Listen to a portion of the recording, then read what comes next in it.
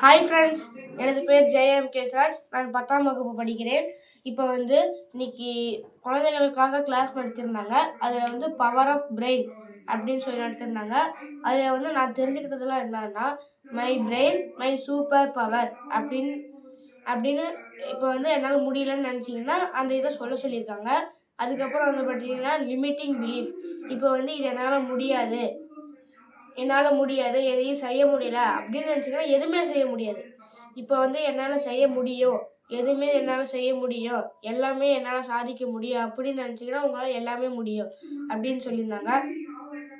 அதுக்கப்புறம் அதில் ஒரு சில பாயிண்ட் கொடுத்துருந்தாங்க. ஐ ஆம் நாட் குட் எனஃப் அப்படின்லாம் சொல்லியிருந்தாங்க. அதுக்கப்புறம் ஒரு 21 வார்த்தை சொல்லியிருந்தாங்க. அது எங்களை கண்ணை மூடி கவனிக்க கரெக்டாக அதை உற்று நோக்கி கவனிக்க சொன்னாங்க. அதை அப்புறம் கவனித்தோம். அந்த கவனிப்பில் அதுக்கப்புறம் ஒரு 2 செகண்ட் கொடுத்து அதெல்லாம் நீங்கள் கவனித்தது மட்டும் எழுதுங்க அப்படின்னு சொல்லியிருந்தாங்க. நாங்களாம் கொஞ்சம் எழுதுனோம்.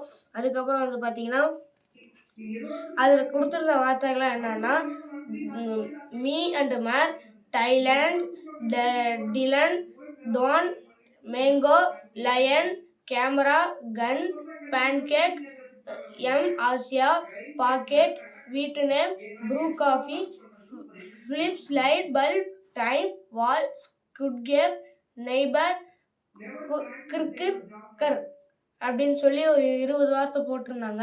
அதுக்கப்புறம் பார்த்தீங்கன்னா பிரின்சிபல்ஸ் அப்படின்னு சொல்லி ஒரு வார்த்தை கொடுத்துருந்தாங்க.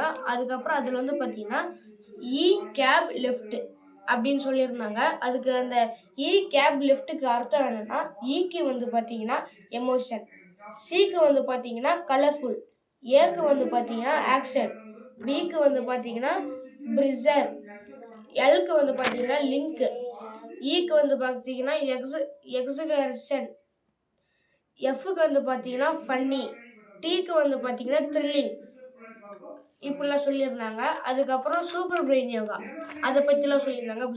சூப்பர் பிரெயின் யோகானா எப்படின்னா, இப்போ லெஃப்ட் ஹேண்டை தான் ஃபஸ்ட்டு ரைட் இயரில் பிடிக்கணும், ரைட் ஹேண்டை லெஃப்ட் இயரில் பிடிச்சிக்கிட்டு அதுக்கப்புறம் உட்காரும் போது உள்மூச்சிலையும் எந்திரிக்கும் போது வெளி மூச்சிலையும் இது பண்ண சொல்லியிருந்தாங்க.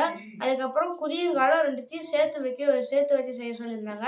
இப்போ ரைட் ஹேண்டுக்கு இப்போ காது பிடிக்கணும்னா இந்த கட்டை விரல் இப்படி முன்னாடி தான் இருக்குன்னு சொல்லியிருந்தாங்க. அதுக்கப்புறம் பார்த்தீங்கன்னா இந்த ரைட் ஹேண்டை முன்னாடியும் லெஃப்ட் ஹேண்டு அடியிலே இருக்கணும் அப்படின்னு சொல்லியிருந்தாங்க. இதெல்லாம் நான் தெரிஞ்சுக்கிட்டேன். Thank you friends.